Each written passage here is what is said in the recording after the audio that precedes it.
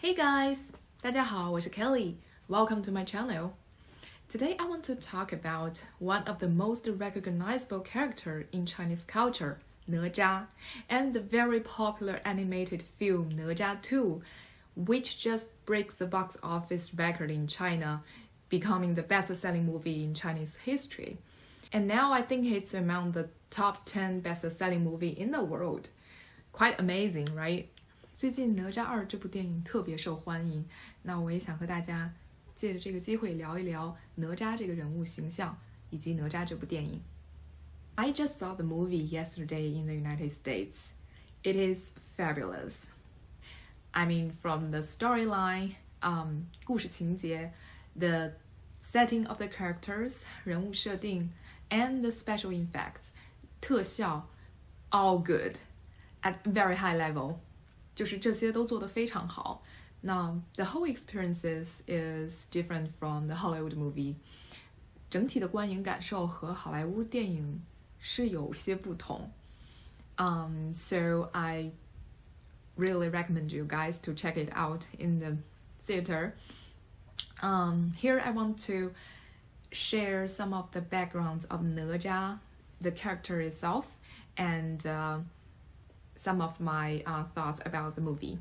So hopefully it can help some when you check out the film. So who is Nezha?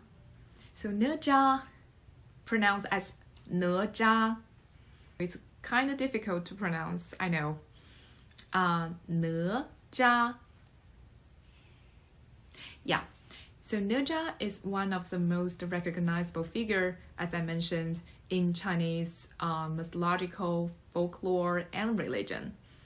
哪吒是中国最为知名的神话人物形象之一。So the image of Nezha first appeared in about the Tang Dynasty, which is about 1400 years ago. His earliest known references are tied to Buddhist scriptures as a patron saint. Over time, Nezha's character was adapted into Chinese folklore and Taoist culture. By the Song and Yuan dynasties, his story had evolved further, blending Buddhist, Taoist, and other Chinese mythological elements. By the Ming dynasty, Nezha's story was fully integrated into Chinese popular culture, culminating in his prominent role in the classic novel《封神演义》. From the Ming and Qing dynasties to modern times, the story of Nezha was widely spread through opera, storytelling, painting, and other forms. In recent years, the image of Nezha has been adapted into movies, animations, TV series, and games.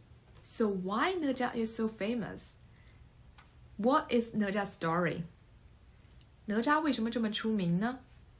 那我们接下来聊一聊哪吒的故事。So according to the legend, Nezha's birth was extraordinary. His father Li Jing was a military commander, and his mother Lady Yin had struggled to conceive for years.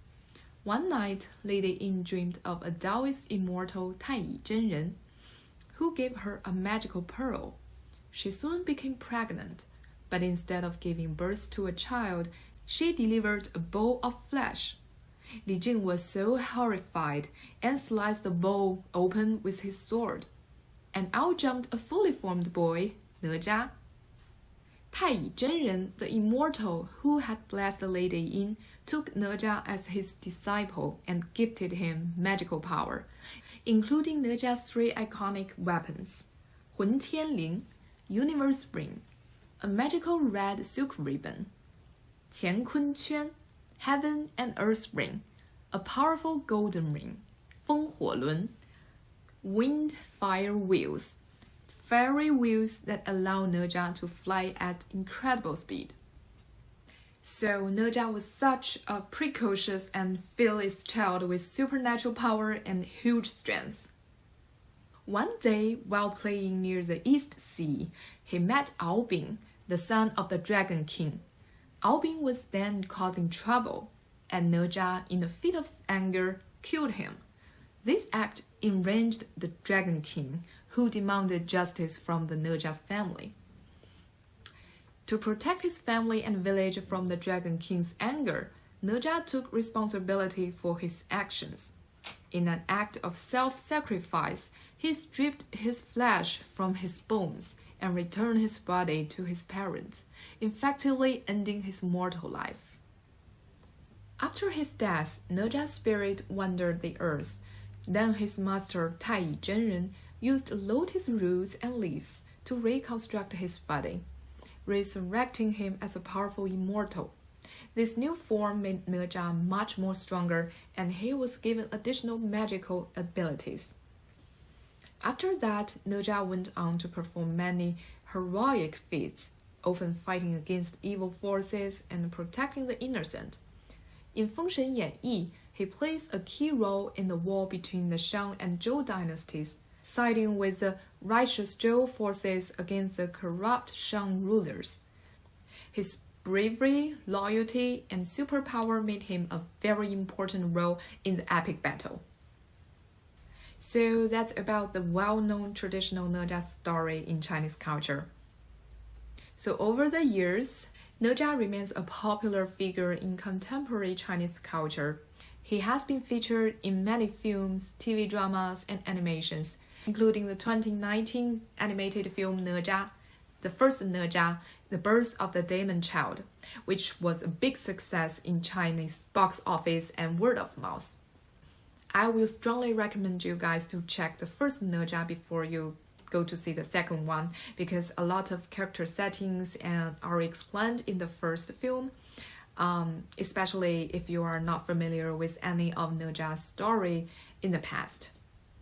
So the Nezha movie is loosely based on the traditional story of Nezha. With that saying, the film retains the core elements of the traditional story of Nezha, but it made many changes and innovations in character settings, plot development, and theme expressions. A big change in the character setting is his relationship with Aobing, the son of the Dragon King. Nezha and Aobing change from enemies to friends, and finally fight against fate together.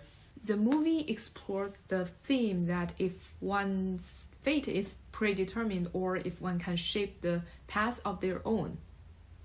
One of Nezha's classic lines from the movie is 我命由我不由天. The one that shaped my destiny will always be myself. 是魔是仙，由我自己说了算. So who am I? I have the final say of being a demon or immortal. The movie also explores the modern topics such as prejudice and discrimination, self-identity, friendship and family, and has more universal value.